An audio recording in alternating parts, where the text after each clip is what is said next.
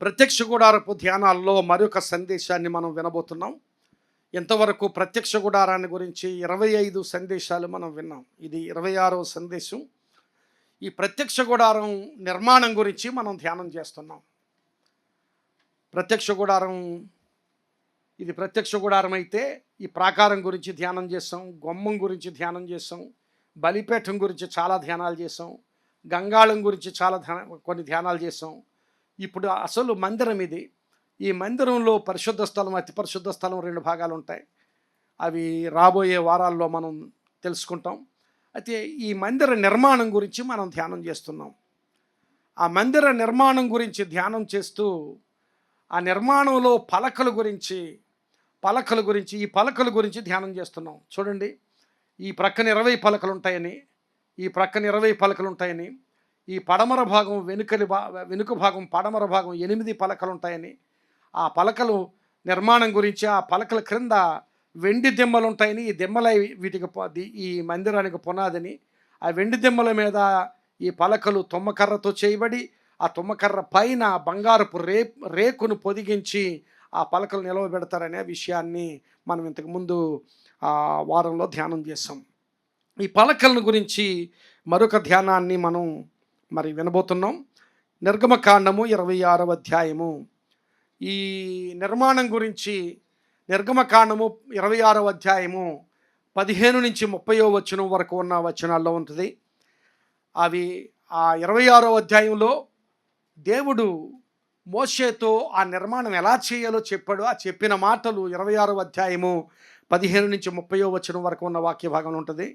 ఆ తరువాత 36వ అధ్యాయంలో మోషే దాన్ని ఎలా నిర్మించాడో, దేవుడు చెప్పినట్లుగా మోషే నిర్మించినట్లుగా 36వ అధ్యాయము 20వ వచనం నుండి 34వ వచనం వరకు ఉంటుంది. ఆ వాక్య భాగం అంతా చదవబోవడం లేదు. 26వ అధ్యాయము 15వ వచనంలో, మరియు మందిరమునకు తుమ్మకర్రతో నిలువు పలకలను చేయవలెను అన్నాడు. నిలువు పలకలను చేయవలెను. అలాగే 26వ అధ్యాయము 30వ వచనం చూస్తే, 26వ అధ్యాయము 30వ వచనం చూస్తే, అప్పుడు కొండ మీద నీకు కనుపరచబడిన దాని పోలిక చొప్పున మందిరమును నిలువబెట్టవలెను అనే మాట అక్కడ రాయబడింది. మోషే దాన్ని నిర్మించిన పద్ధతి 36వ అధ్యాయంలో ఉంది. ఆ 36వ అధ్యాయం 20వ వచనంలో అతడు మందిరమునకు తుమ్మకర్రతో నిలువు పలకలు చేసెను అనే మాట. నేను చదివిన 3 వచనాల్లో నిలువు పలకలు, నిలవబెట్టబడుట అనే మాటలు అక్కడ దేవుని వాక్యంలో చూసాం. ఈ పలకలు నిలవబడాలి. నిలువు పలకలు అన్నాడు, నిలవబడాలి.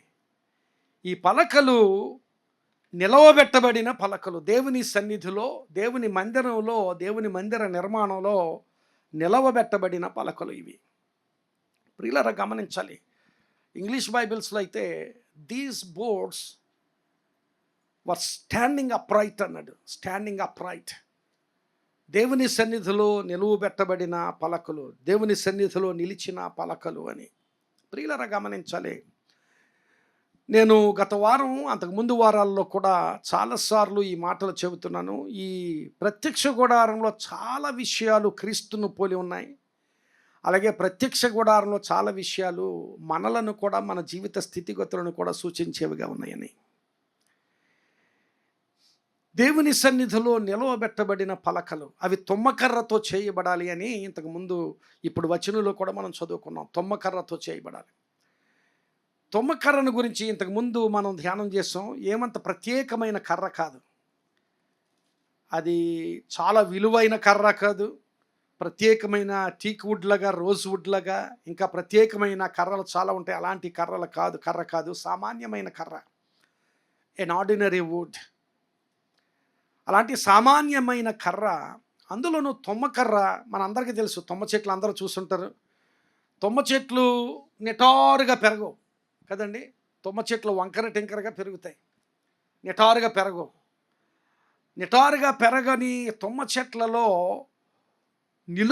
చక్కగా నిలువుగా, నిదానంగా నిలువుగా ఉన్న కర్రలు చేయబడాలి, అంతే కదా. అలాంటి కర్రల నుంచి నిలువుగా ఉన్న కర్రలు మాత్రమే తీయబడాలి, నిలువుగా ఉన్న కర్రలు చేయబడాలి. అంటే ఆ ఒకవేళ ఏవైనా వంకరలు ఉంటే ఆ వంకరలన్నీ కూడా చెక్కివేయబడాలి. ఆ వంకరలన్నీ కూడా పోవాలి. దేవుని సన్నిధిలో నిలవబడాలంటే, దేవుని సన్నిధిలో ఉండాలి అంటే ఆ వంకరలన్నీ పోవాలి.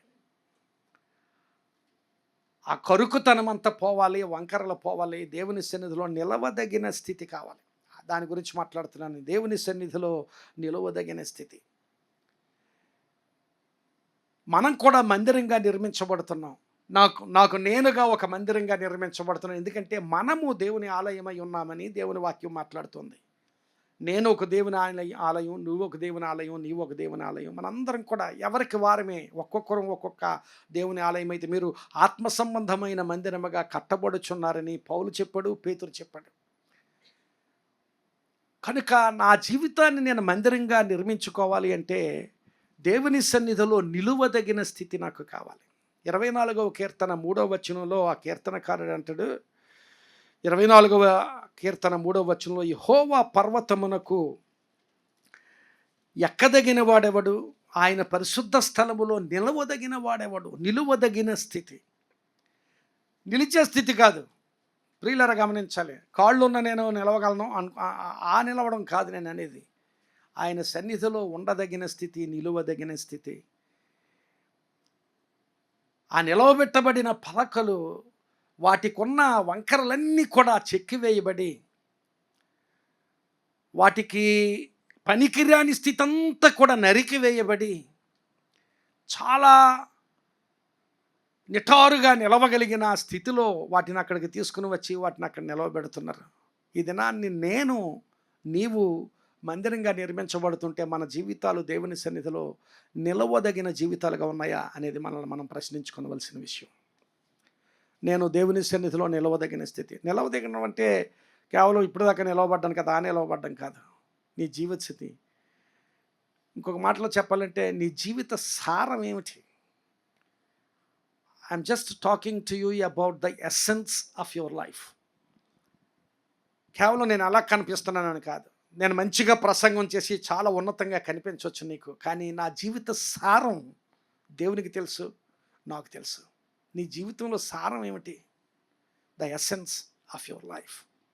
God is talking to us about this essence. నీ జీవితంలో సారం ఏమిటి?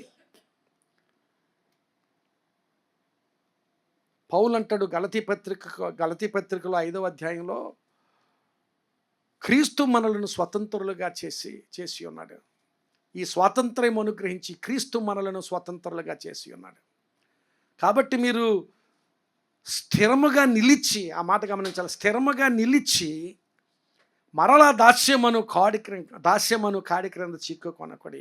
ఈ స్వాతంత్ర్యము క్రీస్తు మనకు అనుగ్రహించి ఉన్నాడు. ఏ స్వాతంత్ర్యం అంటే, అక్కడ 4వ అధ్యాయంలో హాగరు గురించి, శారా గురించి మాట్లాడు. హాగరు సంతానం గురించి, శారా సంతానం గురించి మాట్లాడాడు.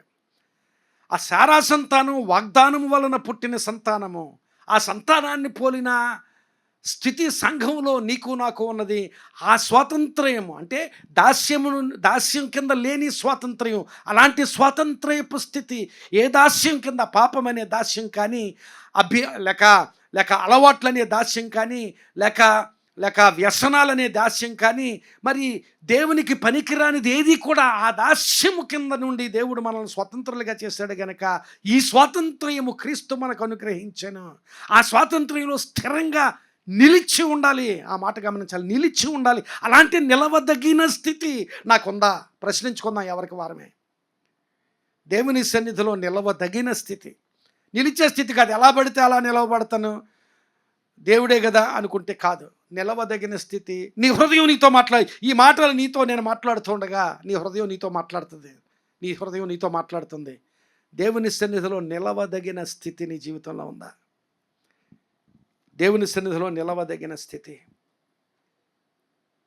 కొరింథీయులకు రాసిన మొదటి పత్రిక 10వ అధ్యాయం 12వ వచనంలో, తాను నిలుచుచున్నానని తలంచుకొనివాడు పడకుండునట్లు జాగ్రత్తగా చూచుకొనవలెనన్నాడు. తాను నిలిచి ఉన్నానని తలంచుకునేవాడు. నేను నిలిచి ఉన్నాను. ఒకవేళ నువ్వు అనుకోవచ్చు నేను మంచిగానే ఉన్నాను, నిలవదగిన స్థితిలో ఉన్నానంటే, మరొక జాగ్రత్త పడవలసిన స్థితి ఏమిటంటే, పడకుండునట్లు జాగ్రత్తగా చూచుకోవాలి. ప్రియులారా, ఈ మాట నాకు నేను ప్రశ్నించుకుంటున్నాను, నీకు నువ్వు ప్రశ్నించుకో.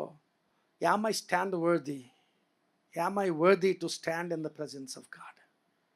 నిజంగా నిలవడానికి తగిన స్థితి, దేవుని సన్నిధిలో నిలవదగిన స్థితి నాకుందా?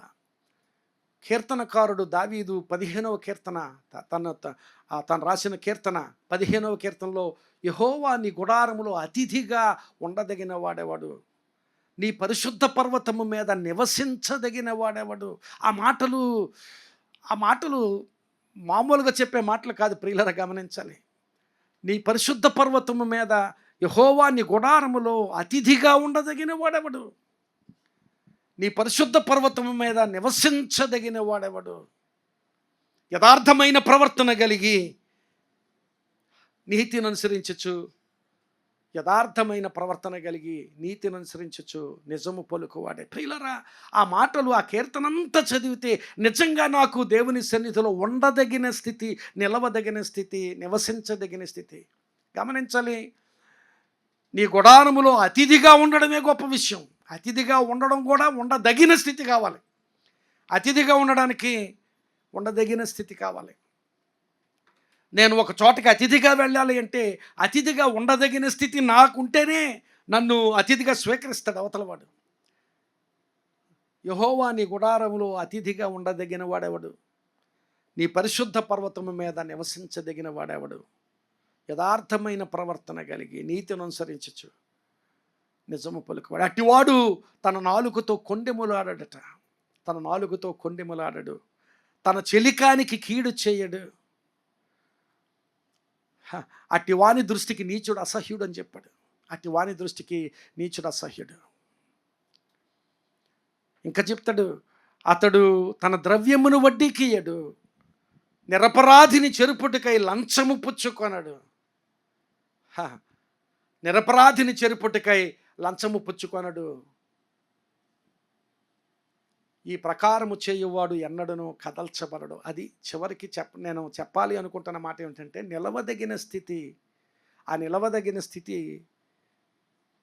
ఆ స్థితిలో కదల్చబడని స్థితి కావాలి. నేను నిలవదగిన స్థితి నాకుంటే ఆ నిలవదగిన స్థితిలో కదల్చబడని స్థితి కావాలి. ఆ కీర్తన అంతా జాగ్రత్తగా చదివితే, ఆ కీర్తన అన్నిటిలో కూడా ప్రవర్తన నియమావళిని చూపించే కీర్తనని చిన్ని వయసులో నేను మేబీ 3rd స్టాండర్డ్లో కంఠస్థం చేశాను. ఆ కీర్తన 3వ తరగతి చదువుకుంటున్నప్పుడు కంఠస్థం చేశాను ఆ కీర్తన. మా అమ్మ ఆ కీర్తన చదివించి నీ ప్రవర్తన అలా ఉండాలని చెబుతూ ఉండేది మా అమ్మ. ఆయన సన్నిధిలో నిలవదగిన స్థితి నాలో ఉందా? ఆయన సన్నిధిలో నిలవదగిన స్థితి నీలో ఉందా? ఒకవేళ ప్రియులరా, ఆయన సన్నిధిలో నిలవదగిన స్థితికి లోటు ఏదైనా ఉన్నదని నీ హృదయం ఈ సమయంలో నీతో మాట్లాడుతుంటే, కమాన్, దేవుని సన్నిధిలో ఆ స్థితిని విడిచిపెడదాం. దేవుని సన్నిధిలో నిలవదగిన స్థితి ప్రతి విషయంలో. కొన్ని విషయాల్లో చాలా ఉన్నతంగా ఉండొచ్చు, కానీ కొన్ని విషయాల్లో ఇంకా ఏదో లోటు ఉండొచ్చు.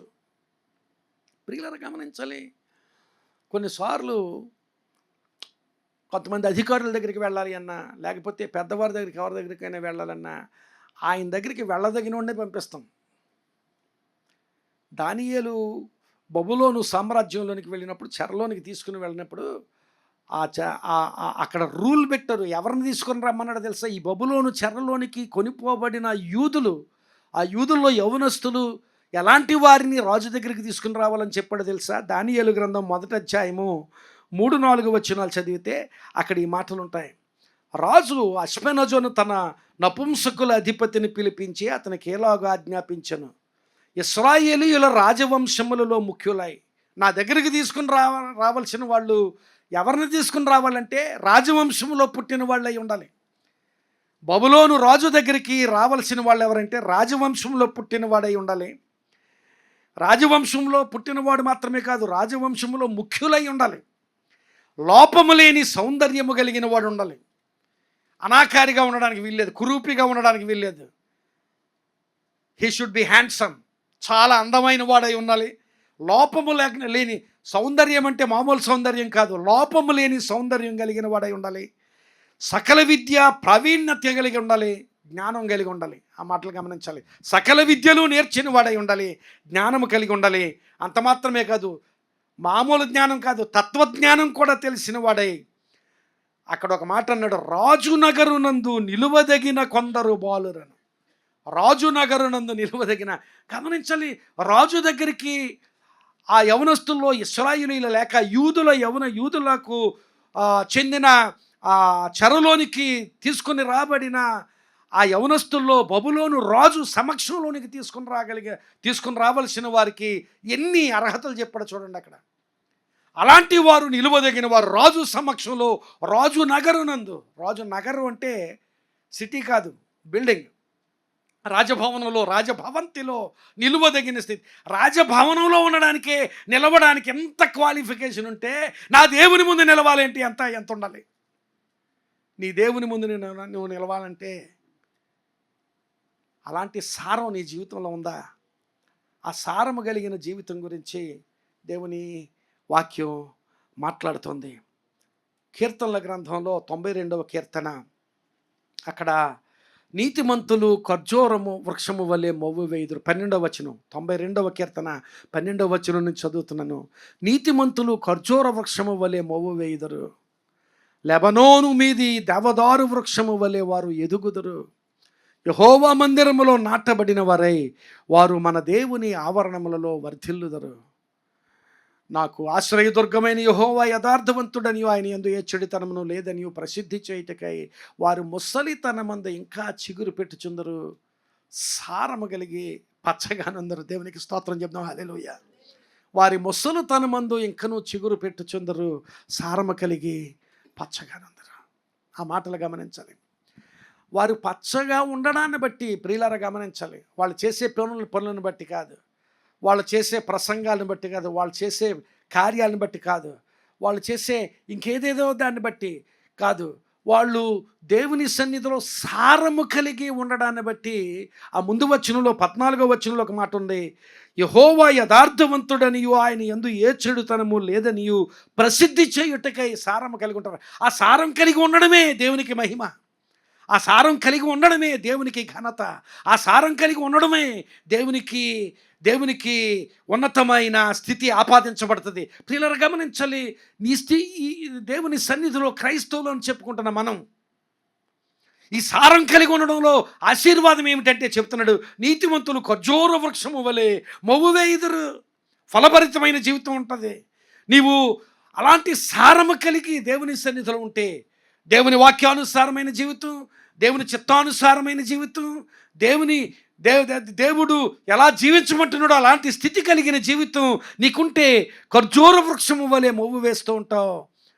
మొవ్వు వేయడం అంటే ఎప్పుడు కూడా చిగురించి ఉండే స్థితి, ఎప్పుడు కూడా ఫలించి ఉండే స్థితి, ఎప్పుడు దేవుని సన్నిధిలో ఫలభరితంగా బ్రతికే స్థితి. అంత మాత్రమే కాదు, లెబానోను మీది దేవదారు వృక్షము వలె వారి. దేవదారు వృక్షాలంటే అతి బలమైన వృక్షం దేవదారు వృక్షం. నేను ఎక్కడ చూసానో జ్ఞాపకం లేదు, కానీ దేవదారు వృక్షాలు చూశాను. దేవదారు వృక్షాలు చాలా బలంగా నిటారుగా, ఇంతకుముందు తుమ్మకర్ర లాంటివి కాదు దేవదారు వృక్షాలు అంటే. దేవదారు వృక్షాలు నిటారుగా ఎదుగుతాయి, చాలా బలమైన చెట్లవి. దేవదారు వృక్షము వలె వారు ఎదుగుదురు అంటే నీతిమంతులు ఏ వంకర లేకుండా ఆ చెట్టు నిదానంగా చూడండి. కొన్ని చెట్లు, కొన్ని ప్రత్యేకమైన చెట్లు, వాటికి ఇక అటు ఇటు కొమ్మలు నిటారుగా ఎదుగుతూ ఉంటాయి. అలాగూ దేవదారు వృక్షము వలె వారు ఎదుగుదరు. యెహోవా మందిరంలో నాటబడిన వారు తమ దేవుని ఆవరణంలో వర్ధిల్లుదరు. అలా వర్ధిల్లడాన్ని బట్టి యెహోవా యథార్థవంతుడనియు ఆయన యందు ఏ చెడుతనము లేదనియు ప్రసిద్ధి చేయుటకై వారు ముసలితనమందు ఇంకా చిగురు పెట్టుచుందరు, సారము కలిగి.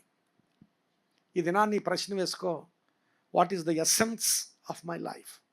నా జీవితంలో నేను ఏం చేస్తున్నాను? లేకపోతే రోజుకు 4 గంటలు ఏదో చేస్తున్నాను, రోజుకు గంట ప్రార్థన చేస్తున్నాను. ఇవంతా మంచిదే, ప్రార్థన చేయొద్దని చెప్పడం లేదు, దేవుని స్తుతించొద్దని చెప్పడం, దేవుని ఆరాధన చేయొద్దని, ఇవన్నీ మంచిదే. కానీ నీ జీవిత సారం ఏమిటి? What is the essence of your life? నిజంగా దేవుని సన్నిధిలో ఎలాంటి సారము కలిగిన జీవితం నీకుంటే ఖర్జూర వృక్షం వలె మొవ్వు వేస్తావు, లెబానోను దేవదారు వృక్షం వలె ఎదుగుతావు. దేవుని మందిరంలో నాటబడిన స్థితి దేవుడికి ఇస్తాడు. అలాంటి స్థితి కోసం మన జీవితాలు దేవుని సన్నిధిలో ప్రతిష్ఠించుకుందాం. సారం, దేవుని వాక్యానుసారమైన సారం, దేవుని చిత్తానుసారంగా జీవించే సారం, అలాంటి సారం కలిగిన జీవితాలుగా దేవుని సన్నిధిలో నిలవబడదాం. ఆత్మ సంబంధమైన మందిరంగా కట్టబడదాం. ఆ పలకలు అలాంటి సారం కలిగిన మన జీవితాల్లో అలాంటి సారాన్ని కలిగి దేవుని సన్నిధిలో ఉండదగిన స్థితి. దేవునికి స్తోత్రం చెప్దాం. హల్లెలూయా, హల్లెలూయా. నిర్గమకాండము 36వ అధ్యాయము 21వ వచనం 22వ వచనం చదువుకుందాం. 36వ అధ్యాయము 21, 22 వచనాలు. పలక పొడుగు 10 మూరలు, పలక వెడల్పు. పలకల గురించి నేర్చుకుంటున్నాం. పలక పొడుగు 10 మూరలు, పలక వెడల్పు 3.5. ప్రతి పలకకు ఒకదానికొకటి సమదూరము గల కుసులు 2 ఉండెను. అట్లు మందిరము యొక్క పలకలన్నిటికీ ఒకే స్థితిని చేశాడట. పలక పొడుగు 10 మూరలు, అన్ని పలకలు, ప్రతి పలక కూడా ఒక్కొక్క పలక, ప్రతి పలక పొడుగు 10 మూరలు, పలక వెడల్పు 3.5. అలాగే ప్రతి పలక అన్నాడు. అలాగే అట్లు మందిరం యొక్క పలకలన్నిటినీ ఒకే విధంగా చేశాడు. ఈ పలకలలో సారూప్యత ఉన్నది అని గమనించాలి. సారూప్యం అంటే ఒకే రూపం. ప్రియులరా, మొట్టమొదట సారము అనే మాట దేవుడు మనకు అనుగ్రహించాడు, దేవుడు మనకు చూపించాడు. ఆ సారం కలిగి ఉండే స్థితిలో అందరం సమానమైన వారంగా, అందరం సారూప్యం అంటే ఒకే రూపము, సమానము అని, అలాంటి సమానమైన వారంగా అందరం, అన్ని పలకలు, ఒక పలక పొడవు, ఒక పలక పొట్టి, ఒక పలక వెడల్పు, ఒక పలక ఇంకా తక్కువ చేయలేదు. అన్ని పలకలు సమానంగా దేవుని సన్నిధిలో ఉండదగిన స్థితి. అందరం సమానం. దేవుని వాక్యంలో చాలాసార్లు యూదుడని గ్రీసు దేశస్థుడని భేదం లేదు, స్త్రీ అని పురుషుడని భేదం లేదు, ఏ భేదము లేదు. మీరందరూ ఒకే నామములో మీరు విశ్వాసం ఉంచారు, ఒకే నామంలోనికి బాప్తిస్మం పొందరు అని దేవుని వాక్యం మాట్లాడుతుంటుంది. సారూప్యత. ఆ సారూప్యము, మనం సారము ఒక విషయం అయితే సంఘంలో అందరూ సమానం. గమనించాలి. అందరం ఒకవేళ ఒకరు ఎక్కువ చదువుకోవచ్చు, ఒకరు తక్కువ చదువుకోవచ్చు, ఒకరు ధనవంతులు కావచ్చు, ఒకరు పేదవాళ్ళు కావచ్చు. కానీ క్రైస్తవ విశ్వాసంలో, సంఘంలో వీఆర్ ఆల్ ద సేమ్. మనందరం సమానం. ఎక్కువ వాడని తక్కువ వాడని సంఘంలో లేదు. ప్రియులారా, గమనించాలి.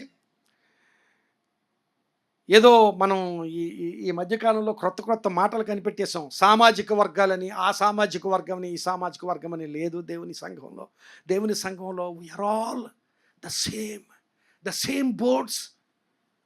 అవే పలకలు, ఒకే పలక. ఎవరివైనా సరే, ఎంత విద్యావంతుడివైనా, లేక ఏ సామాజిక వర్గమైనా, లేక ఎంత ధనవంతుడివైనా, whatever you may be, సంఘంలో సమానం. అన్ని పలకలు సమానంగా చేశాడు. ఆ పలకలలో సారూప్యతను చూపిస్తున్నాడు. పలకలలో సారూప్యత. కొరింథీయులకు రాసిన మొదటి పత్రిక 12వ అధ్యాయము 12-13 వచనాలు చూసినట్లయితే, ఎలాగూ శరీరము ఏకమై ఉన్నను అనేకమైన అవయవములు కలిగి ఉన్నదో, ఎలాగూ శరీరము యొక్క అవయవములన్నీ అనేకములై ఉన్నను ఒక్క శరీరమై ఉన్నవో, అలాగే క్రీస్తున్నాడు. సమానం. ఎలాగనగా యూదులమైనను, గ్రీసు దేశస్థులమైనను, దాసులమైనను, స్వతంత్రులమైనను మనందరము ఒక్క శరీరములోనికి ఒక్క ఆత్మ యందే బాప్తిస్మము పొందితిమి. మనందరము ఒక్క ఆత్మను పానము చేసితిమి. సమానం. ప్రియులారా, మన బ్రతుకులో సారూప్యత కావాలి. మన బ్రతుకులో సారూప్యత. మనం సంఘంలో దేవుని సన్నిధిలో ఉన్నాం కనుక మన బ్రతుకులో సారూప్యత. అదే చెప్తున్నాడు. శరీరము ఏకమై ఉన్నను అనేకమైన అవయవములు కలిగి ఉన్నదో, ఎలా కలిగి ఉన్నదో అలాగే శరీరం యొక్క అవయవములన్నీ అనేకములై ఉన్నను ఒక్క శరీరమై ఉన్నాం. ఒక్క శరీరం కనుక సమానం. శరీరంలో ఒక భాగం చాలా గొప్పది, ఒక భాగం చాలా హీనమైంది అని చెప్పలేం కదా. ఇదిగో చేతిలో చిటికి వేలు గాయమైతే చిటికి వేలు కదా పర్వాలేదు అనుకుంటాడా? అనుకోం కదా. శరీరం అలా అనుకోలేదు. కనుక అన్ని అవయవాలు ఎలాగైతే సమానమైన ప్రాముఖ్యతను పొందుకుంటాయో, అలాగూ ఆ పలకలన్నీ సమానమైనవిగా యేసుక్రీస్తు ప్రభు ఒక అద్భుతమైన ప్రార్థన చేశాడు. యేసుక్రీస్తు ప్రభు ఒక ప్రధాన యాజకుడిగా చేసిన ప్రార్థన యోహాను 17లో మనం చూస్తాం. ఆ ప్రార్థనలో 2 వచనాలు మీకు చూపిస్తాను. 21వ వచనం, 22వ వచనం. యోహాను సువార్త 17వ అధ్యాయము 21, 22 వచనాలు. మన యందు వారును మన యందు ఏకమై ఉండవలెనని వారి కొరకు మాత్రము నేను ప్రార్థించుటలేదు, వారి వాక్యము వలన నా యందు విశ్వాసం ఉంచు వారందరూ ఏకమై ఉండవలెనని వారి కొరకు ప్రార్థించుచున్నాను. మనము ఏకమై ఉన్నలాగున వారును ఏకమై ఉండవలెనని నీవు నాకు అనుగ్రహించిన మహిమను నేను వారికి ఇచ్చిన. ఆ 22వ వచనం చూడండి. మనము ఏకమై ఉన్నలాగున అంటే తండ్రి కుమారుడైన యేసుక్రీస్తు ప్రభు ఎలా అయితే ఏకమై ఉన్నారో మనమందరం కూడా సంఘంలో మనందరం ఏకమై ఉండాలి, గమనించాలి, సమానమై ఉండాలి అనే విషయాన్ని అక్కడ ప్రభు ప్రార్థనలో చూపిస్తున్నాడు. మన బ్రతుకులో మనము సమానత.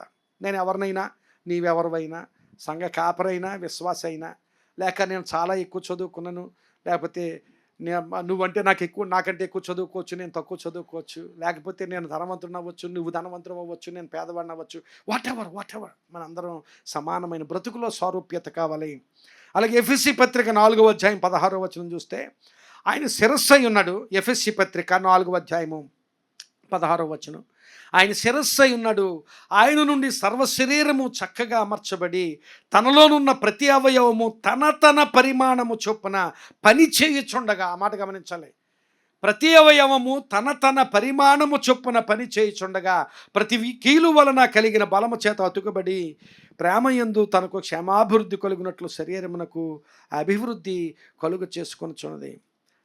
ప్రతి అవయవము తన పరిమాణము చొప్పున. యేసుక్రీస్తు ప్రభు శిరస్సట, మనందరం శరీరంలో అవయవాలమైతే ప్రతి అవయవానికి ఒక పని ఉంటుంది. కన్ను చూస్తుంది, చెవి వింటుంది, అలాగే ప్రతి అవయవానికి ఒక పని ఉంటుంది. తన పరిమాణము చొప్పున పని చేయుచుండగా అలాగూ మనమందరం కూడా సంఘంలో మనందరం పని చేయాలి. ఆ పని గమనించాలి. బ్రతుకులో ఎలాగూ సారూప్యత కలిగి ఉండాలో బాధ్యతలో కూడా సారూప్యత కలిగి ఉండాలి. అందరం ఒకవేళ నేను వస్తున్నాను వెళ్ళిపోతున్నాను అంటే తప్పించుకుంటున్నావు అంతే. You are escaping. దేవుని దృష్టిలో నేను చెప్తున్నాను, సంఘ కాపరిగా నేను నువ్వు ఎస్కేప్ అవుతున్నా కానీ దేవుని దృష్టిలో దేవుని మాటలు నీవు పని చేయుచుండగా అలా పని చేస్తూ ఉండడం వల్ల సంఘం బలపడుతుంది. శరీరంలో ప్రతి అవయవం పనిచేస్తుంటే పనిచేసే కొలది శరీరం బలపడుతుంది. ఎక్సర్సైజులు చేస్తారు యవనస్తులు, ఆ ఎక్సర్సైజ్ చేసే కొలది శరీరం బలపడుతుంది.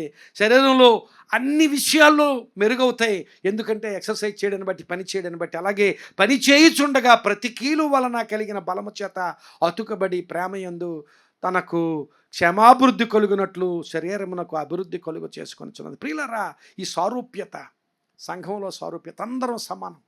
అందరం, who ever you may B,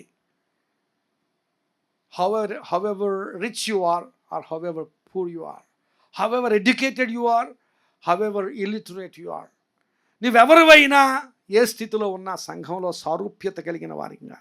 ఆ పలకల్లో సారూప్యత చూస్తున్నాం, మన జీవితాల్లో కూడా అలాంటి సారూప్యత. నిర్గమకాండం 26వ అధ్యాయము 17వ వచనం.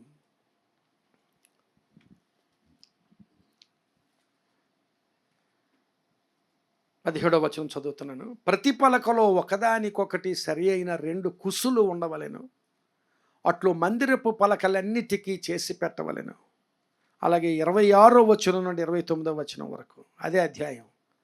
తుమ్మకర్రతో అడ్డుకర్రలను చేయవలెను.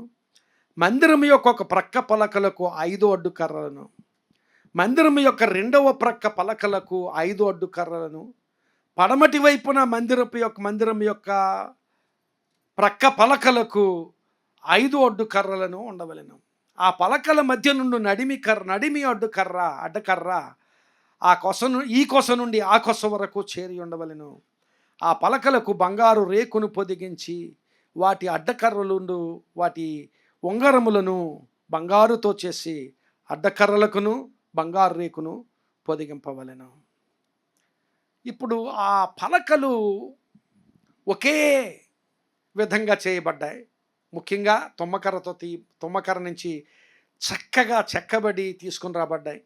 అలాగే అన్నీ సమానంగా చేయబడ్డాయి. మరొక విషయం ఏంటంటే, ఆ పలకలన్నీ చూడండి, ఈ పలకలన్నీ అలాగూ కలుపబడ్డాయి. ఇక్కడ చూడండి, దిమ్మల మీద కలుపబడ్డాయి. మొట్టమొదటిగా ఆ దెమ్మల వలన కలపబడిన స్థితి కనిపిస్తుంది. ఈ దెమ్మలు ఏమిటి అనేది ఇంతకుముందు ధ్యానం చేసాం. దెమ్మలు వెండితో చేయబడ్డాయి కనుక వెండి విమోచనకు సూచన కనుక కనిపించాలి. మనందరం కూడా కలపబడిన స్థితి, మనందరం సమైక్యత. ఆ కలపబడిన స్థితిని చూస్తే సమైక్యత కనిపిస్తుంది. అలా సమైక్యత, ఆ సమైక్యత దేనిని బట్టి అంటే మనందరం ఒకటే తింటాం కనుక దాన్ని బట్టి సమైక్యత, లేకపోతే మనందరం ఏదో ఒకటే చేస్తాం కనుక సమైక్యత కాదు. ఆ సమైక్యత దేనిని బట్టి అంటే నీకు నాకు కలిగిన విమోచనను బట్టి సమైక్యత. నేను విమోచించబడ్డాను, నీవు విమోచించబడ్డావు. ఎందుకంటే మన పునాది ఏమిటంటే విమోచన. క్రైస్తవ విశ్వాస జీవితానికి పునాది విమోచన. నిజంగా విమోచనే పునాది అయితే నేనెవడు కదలించలేడు. నువ్వు కదలించబడవు. అలాంటి వాడు కదల్చబడడు అని అక్కడ వాక్యంలో చూసినట్లుగా కదల్చబడవు. విమోచన పునాదిగా ఉండి కలపబడిన స్థితి. అలాంటి విమోచించబడిన వారితో ఐక్యత, అలాంటి విమోచించబడిన వారితో సహవాసం, అలాంటి విమోచించబడిన వారితో సమైక్యత. ప్రియులారా గమనించాలి, యేసుక్రీస్తు ప్రభు ఈ లోకంలో పుట్టినప్పుడు ఆయన్ని దేవాలయంలోనికి తీసుకుని వెళ్ళారు. 8వ దినాన్ని దేవాలయంలోనికి తీసుకుని వెళ్ళారు. దేవాలయంలోనికి తీసుకుని వెళ్ళినప్పుడు అక్కడ ఒక గొప్ప వృద్ధుడైన భక్తుడిని కలిశారు. ఆయన పేరు సిమియోను. ఆ తర్వాత మరొక ప్రవక్త్రిని కూడా కలిశారు. ఆ ప్రవక్త్రి పేరు అన్న. అన్న అనే ప్రవక్త్రిని గురించి ఏమని రాయబడిందో ఒకసారి నేను చదువుతాను. లోకాసు సువార్త 2వ అధ్యాయము 38వ వచనంలో అన్న అనే ప్రవక్త్రిని గురించి రాయబడిన మాటలు. ఆమె కూడా ఆ గడియలోనే లోపలికి వచ్చి దేవుని కొనియాడి యెరూషలేములో విమోచన కొరకు కనిపెట్టుచున్న వారందరితో ఆయనను గూర్చి మాట్లాడుచుండెను. ఈమె ఎవరితో సహవాసం చేస్తుందంటే విమోచన కొరకు కనిపెట్టువారు. ఆ మాట గమనించాలి. ఆ విమోచన కొరకు కనిపెట్టువారంటే యేసుక్రీస్తు ప్రభు కోసం యేసుక్రీస్తు ప్రభువే విమోచన అయితే ఆయన కోసం కనిపెడుతున్న వారితో సహవాసం చేస్తున్న స్థితి ఆ అన్న వారితో కలిసి వారితో మాట్లాడుచుండెను అనే మాట అక్కడ రాయబడింది. ప్రియులను గమనించాలి, మన సహవాసం, మన ఐక్యత ఎలా, దేని మీద ఐక్యత అంటే అదిగో కొన్నిసార్లు ఒక్కొక్క విషయంలో మనం కలపబడతాం. ఒకవేళ ఒకే ఆఫీసులో పనిచేస్తుంటే అలాగే ఒక్కో స్కూల్లో చదువుకుంటున్నట్లయితే అది ఏమంటే మనల్ని కలిపే ఒక మూలం ఏమిటంటే ఆ స్కూల్. ఒకే ఆఫీసులో పనిచేస్తుంటే మనల్ని కలిపే ఒక మూలం ఏమిటంటే ఆఫీస్. అయితే సంఘంలో, విశ్వాసంలో మనల్ని కలిపేది విమోచన. అన్నిటికంటే ప్రధానంగా మనల్ని కలిపేది మనం ఎక్కడి నుంచి వచ్చాం కనుక సంఘంలో కూడా రీజనల్ ఫీలింగు, సంఘంలో కూడా క్యాస్ట్ ఫీలింగు, సంఘంలో కూడా ఎందుకంటే ఇప్పుడు అంతే కదా, మేమందరం ఒంగోలు ఏంటంటే ఒంగోలు అందరూ సంఘంలో సొడకలడం. లేకపోతే యూనివర్సిటీలో చదువుకుంటేప్పుడు వి అనేవారు. వి అంటే ఏమిటో తెలుసా? WE ఏమని పలుకుతాం? వి అంటే వెస్ట్ అండ్ ఈస్ట్ అని. అది ఆ విలో మళ్ళీ వి అనే మాటలోనే ఐక్యత ఉంది కదా. మరి వి అనే మాటలో ఐక్యత కనపడుతుంది, కానీ ఆ వి అనే మాట ఒక గుంపు పక్కకు వచ్చేస్తున్నారు కదా. ఇలాగూ సంఘములో సమైక్యత ఎలా ఉండాలంటే విమోచించబడిన వారితో సమైక్యత. విమోచన నా పునాది అయితే నేను తప్పక సంఘంలో కట్టబడి ఉంటాను, సంఘంలో ఐక్యమై ఉంటాను. విమోచన కాకుండా వేరే పునాది అయితే ప్రియులారా గమనించాలి, దేవుడు ఆశీర్వాదం ఇస్తాడు, మేలులు దయచేస్తాడు, స్వస్థపరుస్తాడు, నీకు ఈవుల్ని ఇస్తాడు, ఏమైనా ఇస్తాడు. ఆ ఇవ్వడం కోసమే, ఆ ఇవ్వడం దేవుని దగ్గర నుంచి పొందుకోవడమే నా పునాది అయితే ఎక్కడో పడిపోతావు. కానీ విమోచన నా పునాది అయితే దేవుడు ఇస్తాడు. ఒకవేళ ఆయా సమయాల్లో మనం దేవుని సన్నిధిలో అడిగింది ఆలస్యం అయినప్పటికీ కూడా నా పునాది ఆయన దగ్గర నుంచి పొందుకోవడం కాదు, నా విమోచన నా పునాది. నిలవబడతావు, అట్టివాడు ఎన్నటికి కదల్చబడడు అన్నట్లుగా నిలవబడతావు. అలాంటి పునాది కావాలి. అలాంటి పునాదిలో సమైక్యత. దెమ్మలు ఏం చూపిస్తున్నాయంటే దెమ్మలు నిలవబెట్టడం మాత్రమే కాదు, అన్నింటినీ కలిపి ఉంచుతున్నాయి. మీరు గమనించారో లేదో, ఆ పలకలకి 2 కుస్సులు ఉండాలని చెప్పాడు. ఆ కుస్సులు వెళ్ళి ఆ దెమ్మలలో ఇమర్చబడతాయి. ఆ ఇమర్చబడడాన్ని బట్టి అవి కదలని స్థితి పొందుకుంటాయి. అలాంటి కదలని స్థితి మనకి కలుగ చేసేది ఏమిటంటే ఆ విమోచనకు సూచన అయిన ఆ దెమ్మలం. తరువాత ఆ పలకలు, నిలవబెట్టబడిన పలకలని ఇంటాక్ట్గా కలిపి ఉంచేవి అడ్డకర్రలు ఉన్నాయి. ఒకసారి ఆ పిక్చర్ చూపించాము. ఇక్కడ చూడండి, అడ్డకర్రలు ఉన్నాయి. అక్కడ చాలా విపులంగా చెప్పాడు. మీరు గమనించారు లేదో, ఆ వచనాలు 26వ అధ్యాయము 26 నుంచి 29 వచనాల వరకు చూస్తే, నేను చదువుతున్నాను చూడండి. 26వ అధ్యాయము నిర్గమకాండము 26 నుంచి 29 వచనాల వరకు చూస్తే, తుమ్మకర్రతో అడ్డుకర్రలను చేయవలెను. మందిరం యొక్క ఒక ప్రక్క పలకలకు 5 అడ్డుకర్రలు. చూడండి, 5 అడ్డుకర్రలు. 1 2 3 4 5 అడ్డుకర్రలు. మందిరం యొక్క రెండవ ప్రక్క పలకలకు 5 అడ్డుకర్రలను, పడమటి వైపున మందిరం యొక్క పక్క పలకలకు 5 అడ్డుకర్రలను ఉండవలెను. గమనించాలి, ఇటు ప్రక్క 5 అడ్డుకర్రలు మనం చూస్తున్నాం. అలాగే ఈ ప్రక్క కూడా 5 అడ్డుకర్రలు ఉంటాయి. ఈ వెనుక భాగం పడమరి ప్రక్క కూడా 5 అడ్డకర్రలు ఉంటాయి. ఆ అడ్డకర్రల వలన అవి కలపబడి ఉంటాయి, పడిపోకుండా ఇంటాక్ట్గా కలపబడి ఉంటాయి. అడ్డకర్రలు ప్రియులారా గమనించాలి.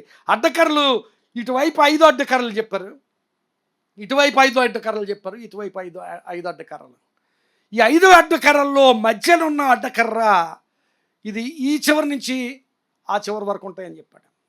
మిగిలిన అడ్డకర్రలు ఆ మధ్యలో అడ్డకర్ర తీస్తే ఈ ప్రక్క ఎన్ని కర్రలు ఉన్నాయి? 4 అడ్డకర్రలు ఉన్నాయి. ఈ ప్రక్క 4 అడ్డకర్రలు ఉంటాయి. మధ్యలో కర్ర నేను మైనస్ చేస్తున్నాను. ఈ ప్రక్క 4 అడ్డకర్రలు ఉన్నాయి. ఈ ప్రక్క 4 అడ్డకర్రలు, ఈ ప్రక్క 4 అడ్డకర్రలు. ఎన్ని కర్రలు అయ్యాయి? 12 అడ్డకర్రలు అయ్యాయి. ప్రియులారా గమనించాలి, ఆ 12 అడ్డకర్రలు 12 గోత్రములకు సూచన. 12 గోత్రాలలో గమనించాలి, గోత్రాలు ఎన్ని ఉన్నాయి మొత్తం అంటే, ఎన్ని గోత్రాలు ఉన్నాయి? ఎన్ని గోత్రాలు? ఇశ్రాయేలీల గోత్రాలు ఎన్ని? 12.